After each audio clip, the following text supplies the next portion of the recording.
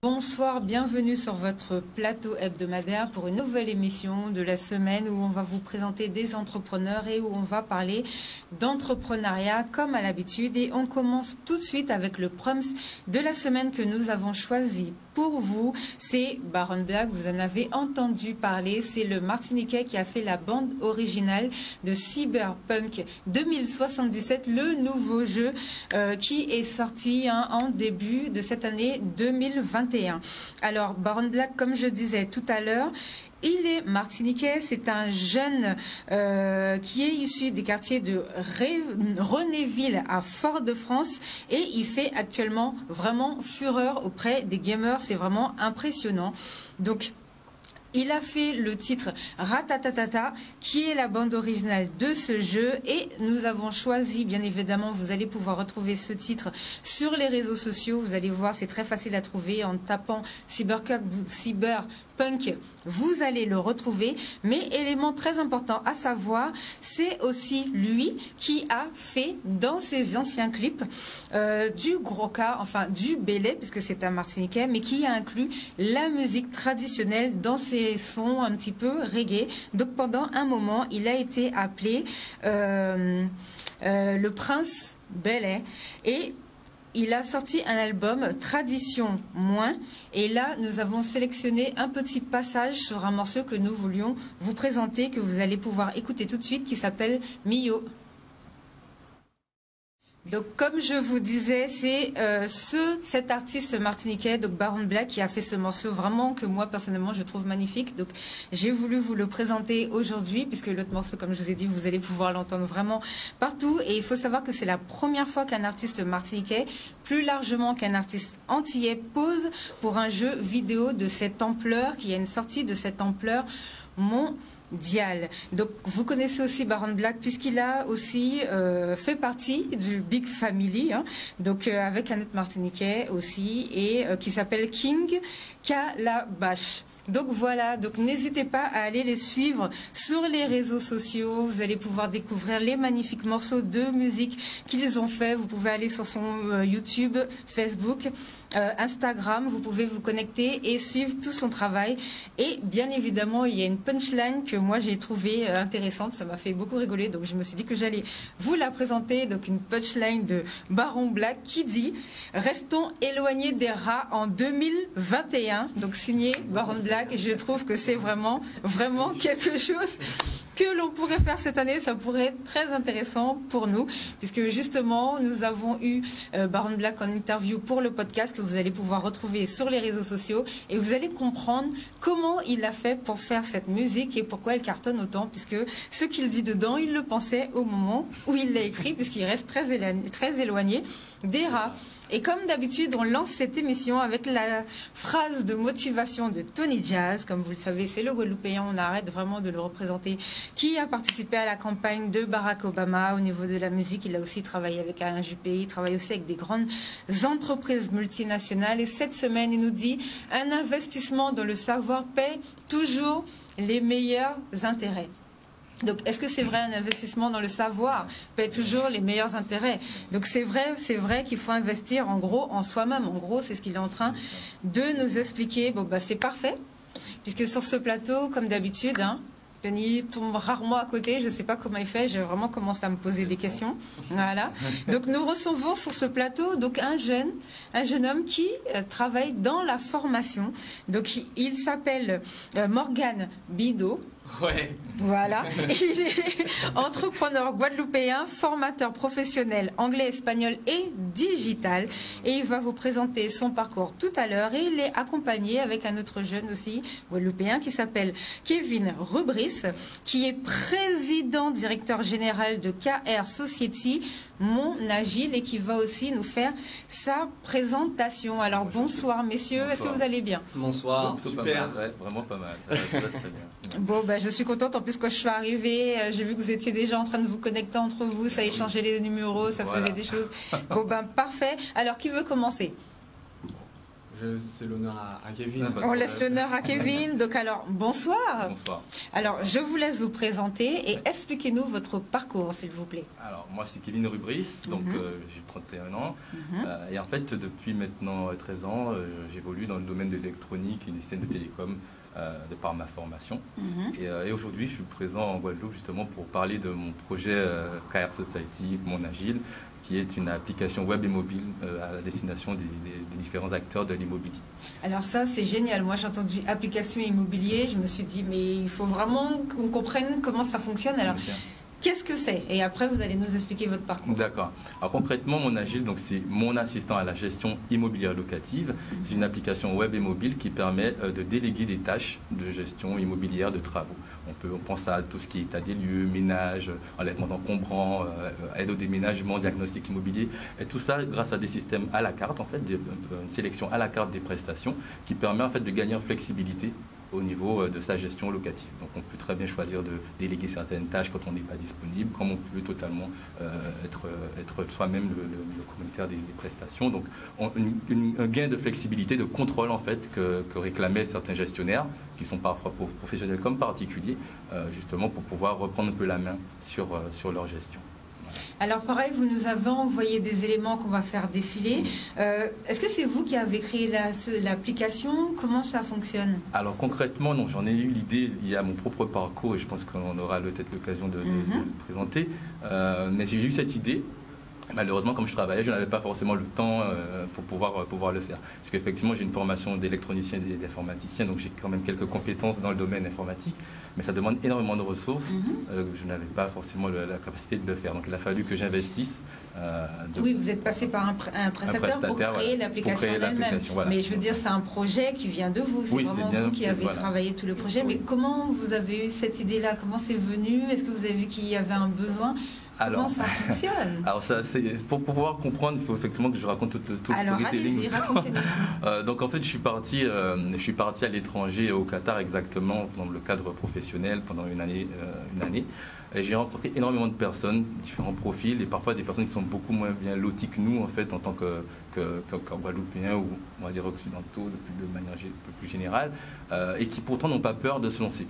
En fait, c'est des gens qui franchement, j'ai été impressionné par ça, parce qu'ils ont, pour ne pas dire pas grand-chose, et pourtant ils y vont, ils ont la niaque, et ils se lancent dans des business qui sont beaucoup plus complexes parfois que ce qu'on pourrait imaginer. Et je me dis, mais c'est simple, moi j'ai appris des choses, je suis dans un endroit où j'ai la possibilité d'avoir des aides, de l'accompagnement, de la visibilité, et pourtant je n'utilise pas tout ce potentiel-là pour pouvoir innover, pour pouvoir créer des choses.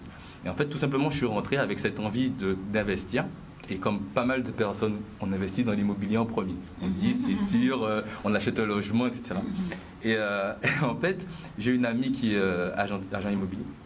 Et en fait, qui se montre très, on va dire, elle aime piquer ses amis pour les pousser au maximum. Et en fait, elle me dit, au lieu de te lancer dans un petit investissement, vois grand, vois très grand. Et en fait, je me suis lancé dans l'achat d'un T7, donc 6 chambres. Voilà, oui, 6 chambres. 6 chambres, donc un 110 mètres carrés, un peu plus, où je mettais en location donc chaque logement, chaque chambre, en fait, individuellement. Et je me suis retrouvé donc avec un business qui marche plutôt bien, puisque il est situé à Rennes, et c'est une ville étudiante, donc il y a toujours de la location. Je n'ai jamais eu de vacances locatives, donc c'est quelque chose qui fonctionne systématiquement. Colocation, exactement. Voilà, donc j'offre une prestation complète, donc ils ont juste à amener leurs valises, ils ont internet, l'eau, etc. Bref, tout est compris. Et ça plaît aux parents, ça plaît aux étudiants. Oui. Moi, je m'y retrouve, tout le monde est gagnant. Donc j'aime bien les systèmes où tout le monde est win-win, on va dire ça comme ça.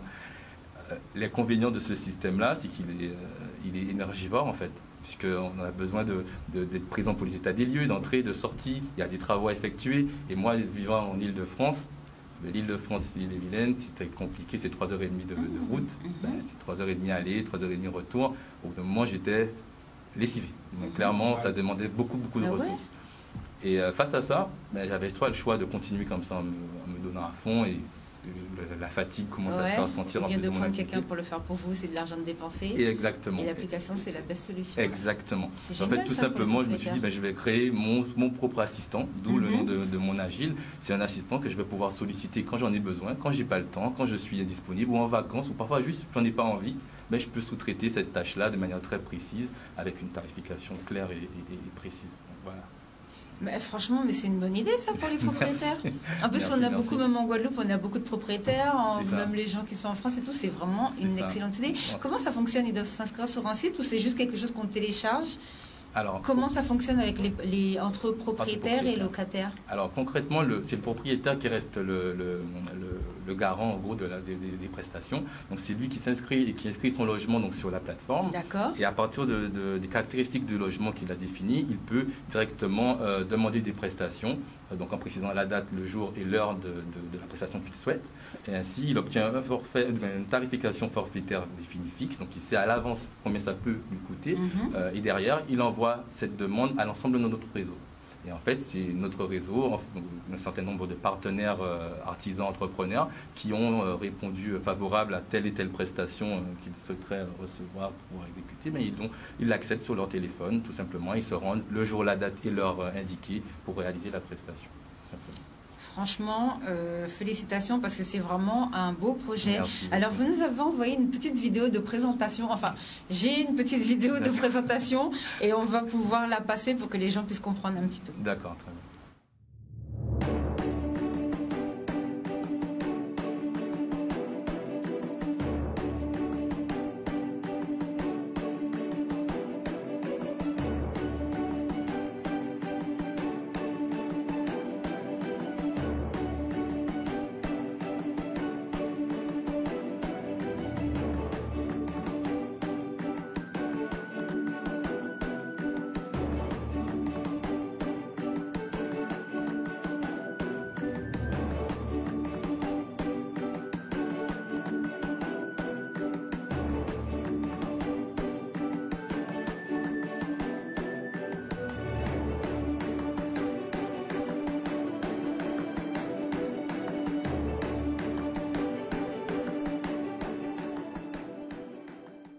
Non, franchement, c'est génial comme application. Merci. Moi, je trouve que c'est une bonne idée donc, pour les propriétaires. Oui. Donc, ça veut dire que le locataire, lui, quand il a un problème, il ne fait que rentrer les informations dans l'application. Alors non, pas exactement. Aujourd'hui, effectivement, c'est prévu cette possibilité dans une version ultérieure de Mon Agile. Mais aujourd'hui, ça reste que le propriétaire. Donc le locataire indique au propriétaire les interventions, donc, les travaux à effectuer si c'est à la charge du propriétaire, bien sûr. Et ce dernier peut utiliser l'application comme il l'entend, quand il veut, en fonction de ses besoins. Et du coup, vous avez du personnel réparti un petit peu partout et c'est eux qui vont faire les différentes tâches. Comment ça marche? Vous avez un petit réseau? Nous avons notre réseau. En fait, nous n'avons pas de personnel à proprement parler, puisque l'idée en fait de Mon Agile, c'est de redonner aussi de la flexibilité aux artisans entrepreneurs. Ces derniers sont totalement libres en fait d'utiliser l'outil, c'est totalement gratuit, sans engagement pour eux. En fait, c'est potentiellement juste du chiffre d'affaires en plus. Ils définissent donc leur profil en disant que moi je suis artisan, je peux faire du ménage et peut-être du pressing. Donc, la plomberie ou les choses comme ça. Exactement. Je sélectionne les prestations que je suis capable de réaliser. J'indique ma zone géographique où je souhaite évoluer. Donc, on va prendre l'exemple BMAO. Je dis que c'est que BMAO où je vais recevoir des interventions.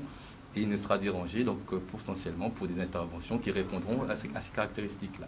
Donc, j'ai créé effectivement un certain réseau d'entrepreneurs, artisans, partenaires, vers qui justement on va pouvoir automatiquement renvoyer les interventions sur leur téléphone portable. Mais c'est génial ça en plus, vous relancez l'emploi. Donc vous faites la connexion entre les propriétaires et tous les petits artisans qu'il y a autour par département ou par ville, par secteur. En fait, ma volonté c'est vraiment d'optimiser en fait ce lien-là, en fait pour éviter justement qu'on passe du temps à chercher le bon interlocuteur et pareil pour les artisans à passer des devis constamment pour avoir un taux de rentabilité de cela qui est relativement faible. L'idée est vraiment c'est une prestation certifiée. Moi en tant que gestionnaire j'ai un besoin qui est clair. Je sais qu'à tel jour, telle date, j'ai ce besoin-là. Et moi, en tant qu'artisan, je sais que je suis compétent pour réaliser cette prestation-là. Et j'accepte les prestations et je suis garant de justement cette relation-là entre les prestataires et les demandeurs qui sont généralement des particuliers comme des professionnels. Ça peut être des syndics de copropriété, des propriétaires bailleurs, des agences immobilières. Voilà, c'est vraiment même des notaires également qui me sollicitent pour cette application. Franchement, en tout cas, c'est vraiment génial comme projet. Merci. Moi, je trouve, c'est un peu, ça me fait penser au Bon Coin ou les Airbnb, enfin vraiment les trucs d'échange. C'est vrai que ça a vraiment du futur, hein. C'est quand même impressionnant. Exactement. En fait, je me suis beaucoup inspiré des réussites. Bon, on ne réinvente pas la roue, hein, en même temps. Il y a Blablacar, qui est un exemple qui m'a beaucoup inspiré, puisque les gens ont des besoins très spécifiques. Moi, je pars de tel endroit, je vais à tel endroit. Là, c'est un peu pareil. Et juste rajouter le petit truc qui manque supplémentaire. Vous voyez, quand je vous dis, on n'a pas besoin de se faire de concurrence parce que on nous peut compléter, on peut tous se compléter entre nous. Il n'y a pas besoin d'aller chercher des trucs. Franchement, c'est génial comme projet. C'est excellent. Et en plus, je suis en train de me dire qu'il n'y a même pas besoin finalement que le locataire vienne, puisqu'il y a tellement de propriétaires, je veux dire, ne serait-ce que sur le marché français, il y a tellement de propriétaires, parce que pratiquement tout le monde, à part vraiment les gens qui sont en HLM, puisque eux, c'est un organisme particulier, mais il y a tellement de propriétaires que juste avec les propriétaires seulement inscrits sur la plateforme, c'est suffisant pour faire travailler vraiment le plombier à côté, quoi. Il suffit que le locataire appelle son proprio pour lui dire, voilà, j'ai l'évier qui coule. Il rentre ça dans la plateforme et n'importe quel plombier, en fait, c'est le premier qui prend la course, en fait. C'est comme ça. C'est ça. En fait, alors, pour pouvoir rassurer aussi, on a une méthodologie de sélection, parce qu'on comprend bien qu'avec ce système... Oui, pour aller chez les gens quand même... Voilà, il y a beaucoup de confiance. Il y a une sécurité derrière. Voilà, exactement, donc on s'assure justement des compétences qui sont en règle, donc au niveau déclaré, avec les assurances qu'il faut. On a également une enquête qu'on réalise sur ces... C'est bien, donc ils sont bien référencés et les gens peuvent avoir confiance. Voilà, c'est vraiment mon agir, la crédibilité de notre projet qui est également en jeu, donc pour ça on doit s'assurer que les prestataires jouent le jeu et soient sérieux par rapport aux tâches. Très important parce qu'il y a beaucoup de problèmes pour Uber par exemple, donc entre les femmes qui se font agresser, les voitures, les chauffeurs qui s'échangent des trucs entre eux. Donc c'est vrai que si vous faites un réel suivi derrière et que vous le tenez surtout, quand vous aurez vraiment, on espère tout le monde qui va télécharger votre application. Donc c'est vrai qu'au niveau de la sécurité, c'est très important de regarder ça. Bon, merci en tout cas pour cette présentation. On va partir du côté de Monsieur Bidot. Bonsoir. Alors, est-ce que vous pouvez vous présenter vous aussi? Alors, moi c'est Morgane Bidot, j'ai 24 ans. Voilà. J'ai 24 ans. Redressez-vous légèrement. Ouais, allez, ça y est.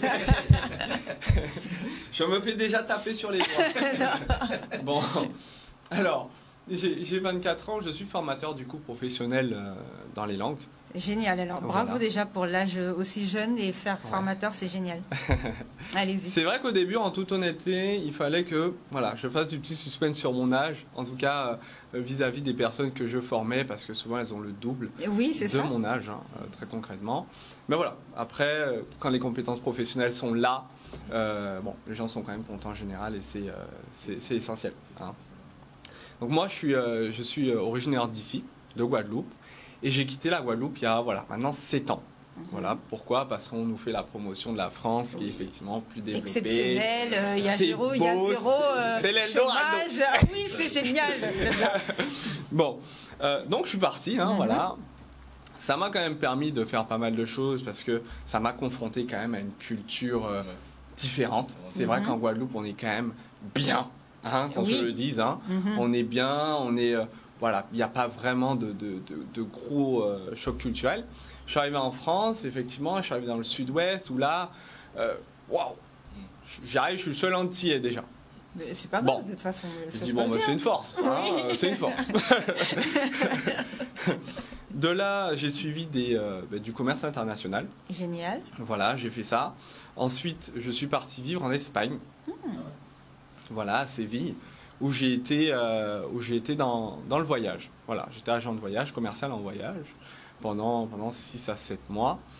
Et après, voilà, je suis revenu en France et j'avais toujours cette appétence, cet amour pour les langues, en fait.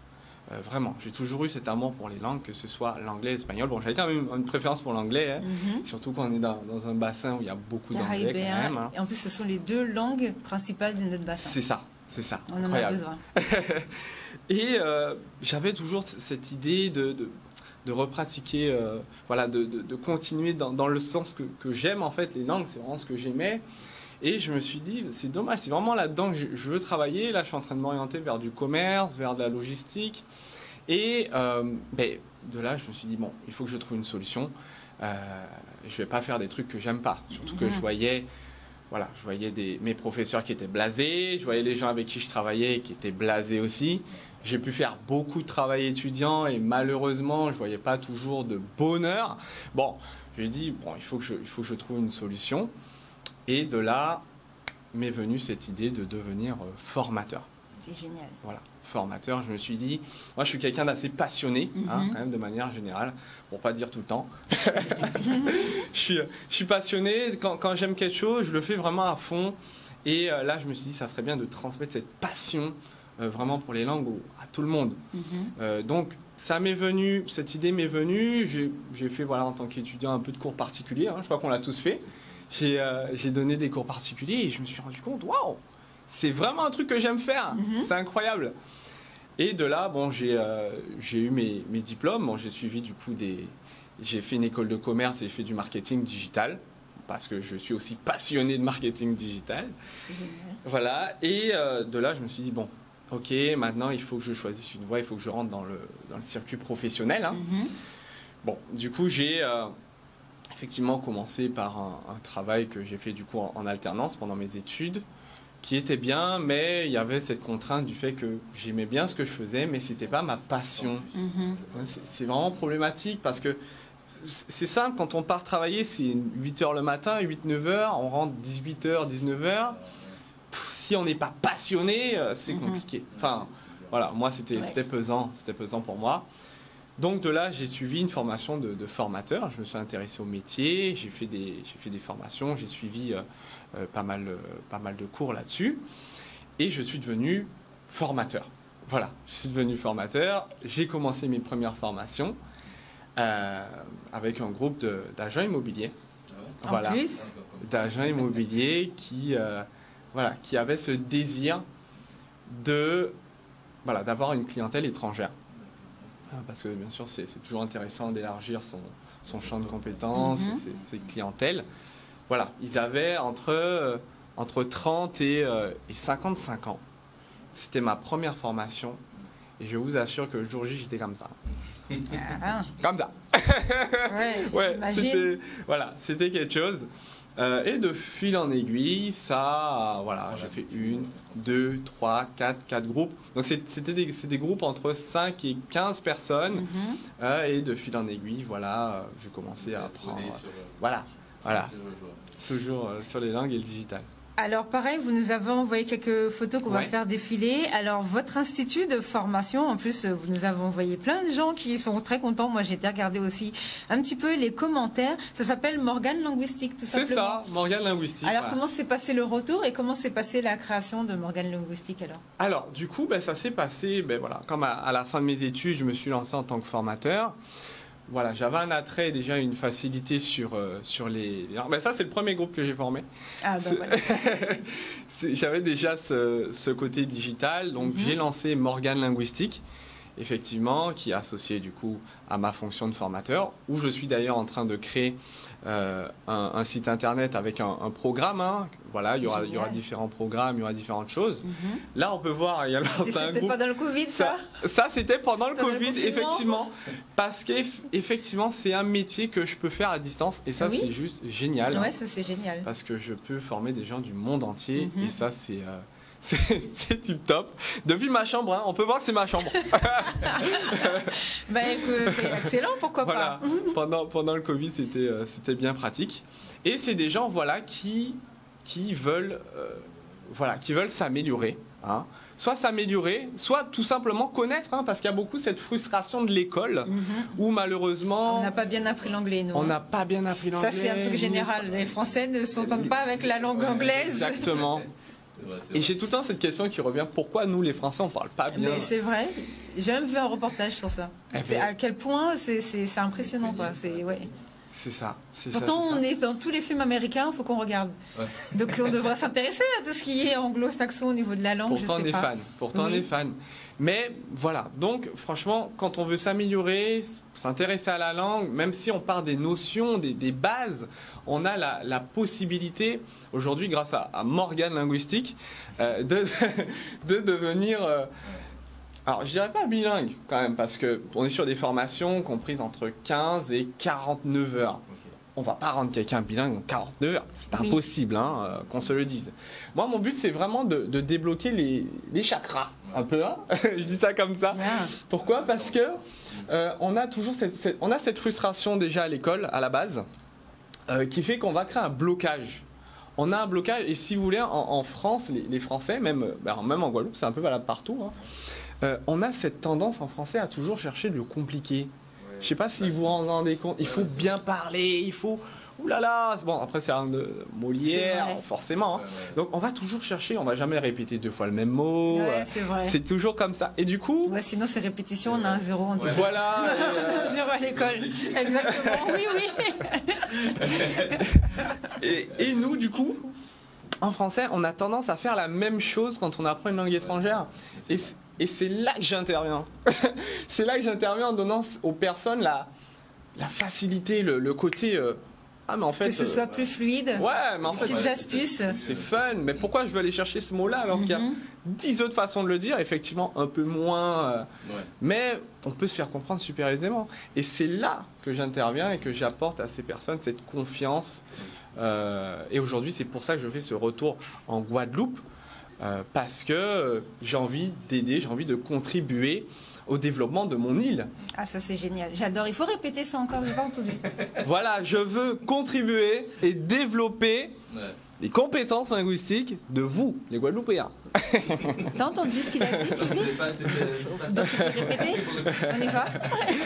Je veux contribuer au succès et à l'évolution de mon île. Bon bah ça, c'est génial. Alors, quelques commentaires. Une formation au top. En plus, il y a un point d'exclamation. Bonne ambiance et progression garantie. 2e point d'exclamation.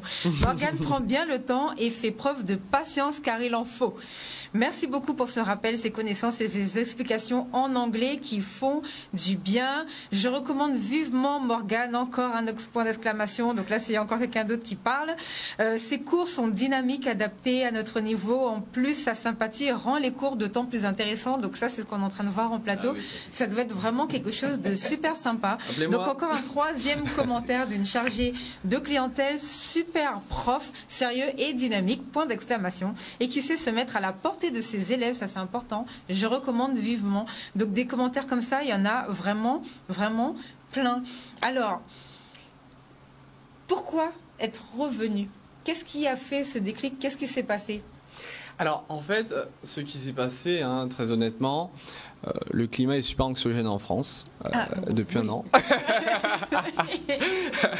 Non, en vrai, oui. En vrai, bon, il y a ce côté-là, effectivement, où en France, bon, ça fait quand même 7 ans que j'y suis. Bon, allez, c'est bon. Parce que j'ai eu mon bac un peu tôt, je l'ai eu à 16 ans. Donc ça fait que je suis parti. Quand je vous dis qu'on a des génies, mais franchement, les autres génies, si vous avez eu votre bac à 16 ans, n'hésitez pas à m'appeler, on va vous présenter à la télé aussi. C'est parfait, il faut le redire, ça aussi, j'ai pas bien entendu. Donc j'ai eu mon bac à 16 ans, du coup je suis parti faire les études très tôt. Voilà, je suis parti très tôt. Donc j'ai fait mon parcours et j'ai pu travailler, j'ai pu commencer en tant que formateur. Au début, enfin beaucoup en présentiel, hein, comme on a pu voir sur la première photo. Et ensuite, je suis passé en distanciel où j'ai pu mêler digital, j'ai pu faire tout ça. Du coup, le début, ça a été en France ou en Guadeloupe même? Le tout début du lancement, c'était en France. C'était en France, voilà, d'accord. Et après, l'entreprise est venue ici. Voilà. Ensuite, l'entreprise est venue ici où j'ai constaté qu'effectivement, en Guadeloupe, il y avait un besoin parce que, premièrement, l'île vit du tourisme, quand même. Oui, on est beaucoup sur ça en ce moment. Voilà. L'île vit beaucoup du tourisme et même au-delà du tourisme, même pour une manière économique, il faut qu'on travaille avec les îles d'à côté. C'est ça. C'est ça. Et j'ai constaté qu'effectivement, voilà, je me suis rapproché de pas mal de monde et j'ai constaté que le niveau n'était pas... Voilà. Pourtant, on a des îles vraiment proches, quand même, hein, franchement. Voilà. Voilà. Moi, je propose des formations qui sont aujourd'hui totalement prises en charge. C'est-à-dire ? Alors, c'est-à-dire qu'aujourd'hui, l'entrepreneur, le salarié, peut venir à ma rencontre, m'appeler, on me contacter sur Morgane Linguistique sur Facebook, et avoir une formation totalement prise en charge. Donc, c'est-à-dire que c'est totalement financé par ce qu'on appelle les CFP, les CPF, qui sont des organismes qui vont financer, tout simplement. Donc, c'est-à-dire qu'aujourd'hui, tous les salariés, vous qui êtes derrière votre télé, vous avez une enveloppe qui est dédiée à la formation. Vous choisissez. Et je crois que c'est eux-mêmes qui cotisent en plus. C'est eux-mêmes qui cotisent, c'est-à-dire c'est prélevé sur votre fiche de paye en fait. C'est ça. Donc il faut les utiliser ces points-là. Ça, on va il faut les utiliser et les personnes qui se forment avec moi les utilisent. Ouais. Surtout pour les gens qui veulent se recycler pour faire autre chose. Exactement. Donc c'est-à-dire qu'au jour actuel, on ne connaît pas 85% des travails qu'on va avoir en 2030. Surtout après la crise, on n'arrête pas de répéter qu'il faut changer. Donc s'il faut évoluer, effectivement, il faut avancer de ce côté-là. C'est ça. Donc plus on ajoute de cordes à son arc, et plus aujourd'hui on aura de possibilités, de chances de reconversion. Donc utilisez ces crédits que vous avez. Appelez-moi, je vous indiquerai comment les utiliser, comment vous former avec moi. Une langue, c'est un atout. Une langue, c'est aujourd'hui quelque chose qui vous permet de gagner soit plus dans votre poste, ou soit de vous reconvertir sur quelque chose qui pourrait vous intéresser davantage. Donc, c'est des personnes qui aujourd'hui ont la possibilité de se former sans débourser un seul euro. Ouais, parce que ça fait partie un seul euro. Donc, ça concerne les salariés. Donc ils cotisent, hein. Et j'ai remarqué que malheureusement l'information ne circule pas beaucoup. Hein. Oui, sur ça, on a déjà fait une émission un jour, mais je pense qu'on va en refaire parce que les gens ne savent pas qu'ils ont des points de formation du fait qu'ils travaillent en fait. Et qu'ils ont droit à avoir d'une formation, la formation qu'ils veulent. Donc ça concerne tous les salariés, quel que soit le secteur, quelle que soit la formation que vous voulez. Donc moi je fais anglais, espagnol, digital, n'oubliez pas. Et ça concerne également les auto-entrepreneurs. C'est-à-dire que les entrepreneurs, et encore à plus forte raison, parce que eux, ils se lancent directement, comme Kevin, ils se lancent, ils ont besoin d'outils. Ils ont besoin d'outils. Aujourd'hui, je pense qu'Agile, s'il n'a pas mis de E, je pense que c'est peut-être parce qu'il compte partir à l'étranger. Voilà. C'est vrai que c'est important de justement toujours penser à l'international. Au développement. Parce que, ça peut aller très vite. Ça peut aller très très vite. Et je te le souhaite. Les entrepreneurs, eux, ont cette possibilité d'être formés également tous les ans. Tous les ans, prise en charge. Ils appellent Morgane Linguistique et on prend tout en charge. D'accord. Alors la formation digitale, ça consiste en quoi ? Alors la formation digitale, donc moi je suis spécialisé vraiment tout ce qui est gestion de communauté, réseaux sociaux. Donc ça va être vraiment de savoir utiliser les outils actuels. Okay, donc Instagram, Facebook, LinkedIn. Donc c'est-à-dire que c'est des outils qu'on utilise quand même au quotidien, mais qui ne sont pas optimisés au niveau de leur utilisation. D'accord, c'est un peu comme les community managers en fait, c'est ce que vous apprenez aux gens à faire? J'apprends ça, j'apprends la stratégie, beaucoup de stratégies publicitaires, de visibilité et de gains en notoriété. Donc c'est-à-dire qu'aujourd'hui, on a beaucoup d'entreprises qui ne savent pas utiliser leurs réseaux sociaux ou le font mal. Malheureusement, une mauvaise communication, c'est une communication qui vaut rien. Pourquoi ? Parce que c'est du temps perdu. C'est du temps perdu et on sait que le temps sur les réseaux sociaux, c'est quelque chose. Franchement, ça prend du temps. Et si le temps que vous utilisez n'est pas fait à bon escient, avec les bonnes compétences, vous perdez votre temps. Alors, très intéressant parce qu'il y a quelqu'un, alors si la personne nous regarde, reposez la question par message, puisque j'ai reçu un message, soit sur les réseaux sociaux, je ne sais plus lequel, qui demandait justement comment fonctionne la publicité sur YouTube et tout ça. Est-ce qu'on pourra en parler dans une émission? Donc je renverrai vers vous, ça veut dire que vous savez comment ça fonctionne. Bien sûr. Alors, Morgane Linguistique, et puis on en parlera. D'accord, très très intéressant. Du coup, comme vous êtes là tous les deux, je voudrais savoir ce que vous avez pensé de la crise pour tout ce qui est économie chez nous. Donc, qu'est-ce que vous en avez pensé et qu'est-ce que selon vous faudrait développer? Qu'est-ce qu'il faudrait améliorer pour impulser vraiment nos sociétés à rebondir? En ce qui me concerne, alors moi j'ai une analyse un peu froide, on va dire, de la situation. Là, actuellement, la crise, elle impacte tout le monde. Là, que ce soit notre société guadeloupéenne ou les autres sociétés du monde.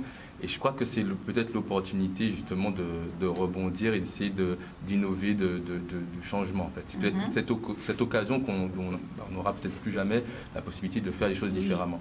Donc, peut-être, voilà, c'est ça. C'est se saisir de cette opportunité-là pour créer quelque chose de nouveau, pour essayer de proposer une alternative à ce qui se passait déjà auparavant et voir dans quelle mesure on peut peut-être, c'est l'occasion peut-être tâtonner des choses, essayer de nouvelles façons de voir, de façons de faire, etc. Donc moi, je me dis que derrière toute crise, il y a quelque chose à retenir et à créer, donc ça serait peut-être l'occasion de le faire. Et si on parle de la société guadeloupéenne, peut-être justement, c'est l'opportunité de mettre ça en place. Donc, quelque chose de plus grand. Non, moi, je rejoins un peu ton point de vue. Moi, cette crise, pour moi, c'est une alerte. Pour moi, c'est une alerte. Pourquoi? Pour la simple et bonne raison qu'aujourd'hui, on a beaucoup de personnes, en tout cas dans mon entourage de mon âge, et plus, des personnes qui étaient dans une zone de confort. Vraiment, ils disaient, moi j'ai mon emploi, j'ai mon truc, tac, tac, tout roule et tout va bien et tout continuera comme ça jusqu'à ce que voilà, hein je prenne ma retraite et je profiterai à la retraite. Bon, donc tout le monde avait un peu ce schéma en tête et le coronavirus est arrivé, qui a mis tout le monde dans un waouh, attends, mais si je travaille pas, je gagne pas d'argent en fait, je gagne moins d'argent. D'accord, ah là là, d'accord, donc je gagne moins d'argent et du coup je peux moins profiter, j'ai moins de projets, j'ai moins de sécurité. Et j'ai toujours des trucs à payer qui tombent. Et les charges restent fixes. Exactement. Et les charges restent, elles bougent pas, coronavirus ou pas, elles sont là. Exactement. Elles sont là. Donc pour moi, ça a été vraiment une opportunité de prise de conscience, premièrement, de prise de conscience parce qu'aujourd'hui, les personnes commencent à se rendre compte qu'il faut qu'elles créent elles-mêmes leur sécurité. Exactement. Mais même au niveau des décideurs. Hein. C'est ça. Même au niveau des décideurs politiques. Donc ça, c'est intéressant. Donc il faut créer sa sécurité et aujourd'hui, on a gagné, je pense, sur le digital, on a gagné entre 6 et 10 ans. Ça allait être ma question, de revenir justement à tout ce qui est application digitale. Est-ce que vous pensez que du coup, ça va vraiment prendre un rebond? Moi, je vois un exemple, avant la crise, les gens n'utilisaient pas autant Internet que maintenant. Nous, ça a été assez difficile. Des fois, il a fallu parler aux gens. Et alors que je vois que maintenant, tout le monde s'y met, tout le monde commence à se lancer. Même au niveau de nos agriculteurs, maintenant, ils sont obligés de se mettre un petit peu à la page. Au niveau de nos artisans, pareil. Donc ça, qu'est-ce que vous en pensez de ça? Alors, moi, je pense effectivement que c'est une obligation. Aujourd'hui, le coronavirus, c'est une leçon. Alors, on a deux choix. C'est soit on s'apitoie, voilà, oh non, il y a ça, bon, nous qu'à attendre, ça va passer, on joue. Hein. Okay, ouais. Si, passé. Si, passé. C'est soit ça, soit on a le choix de rebondir et de rebondir encore plus haut qu'on était avant. Donc, moi, ça a été mon cas, par exemple, dans mon secteur d'activité, où effectivement, j'étais en panique totale. Je me suis dit, bon, comment je vais faire? Parce que, honnêtement, au début, j'étais totalement contre. Je suis quelqu'un de super humain, j'adore le contact. Pour moi, faire une vidéo, c'était inimaginable, inimaginable. Et avec cette crise, je me suis forcé et j'ai multiplié mon chiffre d'affaires par 6. Et finalement, ouais, c'est ça. Mais c'est ça. J'ai beaucoup d'exemples comme ça, effectivement. Elle était là, l'opportunité. Elle était là. C'était là. Et aujourd'hui, il faut qu'effectivement, en Guadeloupe, et je vois l'essor de plus en plus important, que les gens prennent conscience de la visibilité sur les réseaux. C'est pas parce qu'on est sur une île et qu'on arrive à faire bien comme il faut le bouche-oreille qu'aujourd'hui une visibilité Internet sera de trop. Au contraire, il faut s'armer le maximum. Je pense quand même que l'aspect générationnel, justement, cet aspect générationnel qui a sauté. En fait, beaucoup de très jeunes utilisaient déjà les réseaux sociaux et étaient familiers avec ça. Sauf que les gens un peu plus âgés, là, n'ont pas eu le choix. Voilà, c'est une question de choix. Ils n'ont plus le choix. C'était la procédure de passer sur les réseaux, sur Internet pour le travail déjà. Par exemple, tout ce qui a été télétravail a été mis en place. Et au début, c'était difficile pour les gens. Mais aujourd'hui, il y en a plein qui ne veulent pas retourner au travail. Voilà, puisqu'ils ont vu l'intérêt, ils peuvent être aussi productifs. Je parle bien sûr pour les voire plus productifs. Je parle bien sûr pour les métiers où on travaille sur ordinateur. C'est possible, bien sûr. Mais ils se sont rendus compte qu'ils sont tout autant productifs, même plus productifs, chez eux, en s'organisant et en travaillant sur ordinateur en se fatiguant à les gaspiller de l'essence. En plus, économie pour les locaux. Enfin, il y a beaucoup de choses que ça a changé beaucoup de choses. C'est une question d'opportunité et si les gens ne saisissent pas justement cette occasion de peut-être faire des choses différemment et peut-être voir des résultats, parce que souvent c'est drivé par la peur, on est habitué à fonctionner d'une certaine manière, comme tu l'as dit, dans notre zone de confort, donc pourquoi changer?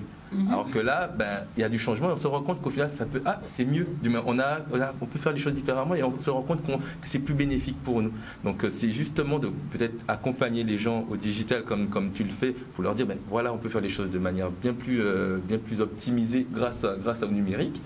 On peut gagner justement du chiffre d'affaires, on peut se faciliter la tâche au quotidien avec des outils qui sont déjà à notre disposition et qui vont continuer à se développer. Le numérique et les nouvelles technologies, on ne va pas arrêter. Ça va continuer à croître et l'idée c'est justement de les prendre et de les exploiter pour soi si possible pour justement pouvoir améliorer son quotidien. Et je pense que la Guadeloupe, entre autres, mais comme beaucoup d'autres zones où il y a du potentiel, il faut justement exploiter ce potentiel-là et en utilisant les armes qui sont à notre disposition, notamment le numérique. Ma soeur, moi surtout quand je vois qu'il y a une application qui a été développée pour l'immobilier, mais j'y aurais jamais pensé quoi.